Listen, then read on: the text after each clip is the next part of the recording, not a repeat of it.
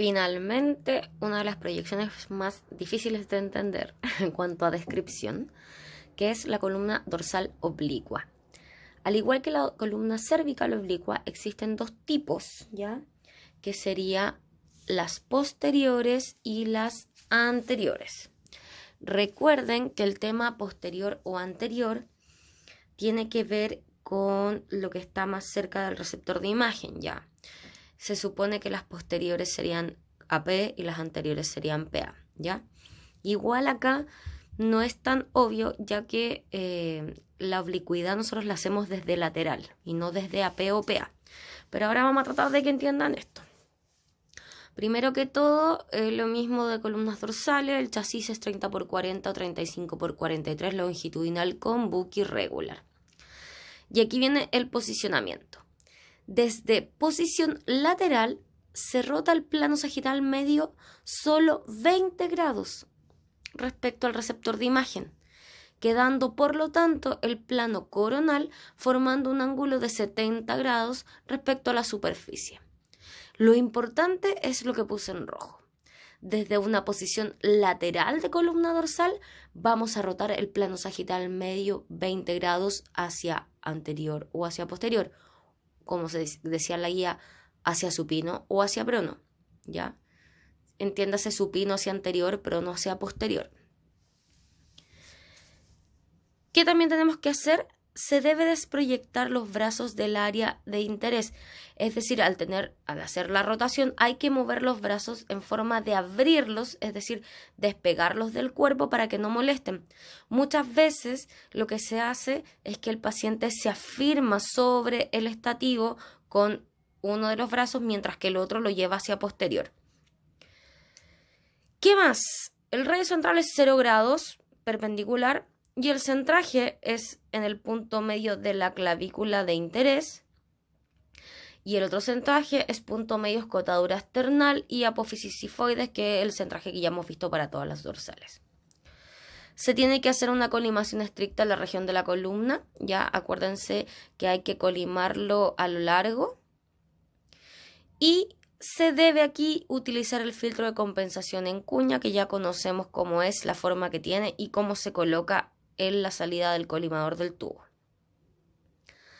Esta proyección es útil para evaluar articulaciones facetarias o sigapofisiarias. Recuerden que es al revés de la columna cervical. Columna cervical lateral evalúa articulaciones facetarias.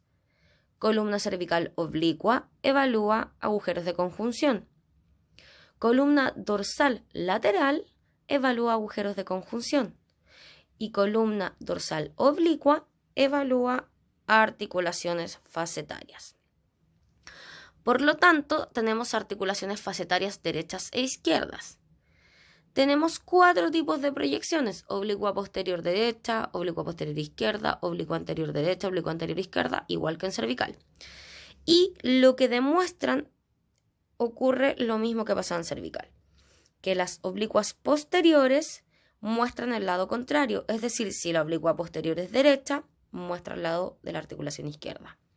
Si la oblicua posterior es izquierda, muestra la articulación derecha. Mientras que las oblicuas anteriores muestran el mismo lado. Si es oblicua anterior derecha, muestra articulaciones derechas. Y si es oblicua anterior izquierda, muestra articulaciones izquierdas. Y ahora viene nuestro dibujo para entender cómo son los posicionamientos. Hagamos de cuenta que vamos a partir con este esquema solamente.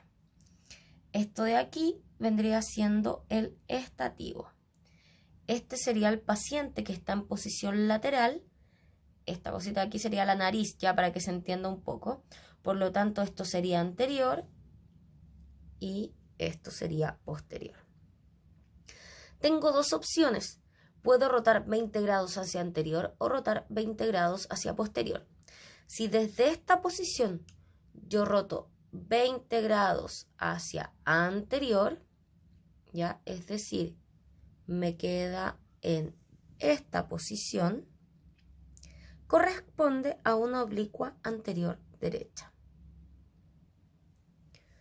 Por otro lado, si esta yo roto 20 grados hacia posterior, es decir, hacia acá, me va a quedar este tipo de posicionamiento que corresponde a una oblicua posterior derecha. ¿Se entiende? Teniendo este esquema de base se entiende lo que sucede si roto hacia anterior o hacia posterior. Por otro lado, si tengo este otro esquema, en donde lo anterior está hacia este lado y lo posterior hacia este lado, tengo las dos opciones de rotar hacia un lado o al otro. Si yo roto hacia posterior, es decir, giro el plano sagital medio 20 grados hacia acá, me va a quedar esta imagen. Y esto corresponde a una oblicua posterior izquierda. Por otro lado, si roto desde esta posición hacia anterior, me quedaría esta imagen, que corresponde a una oblicua anterior izquierda.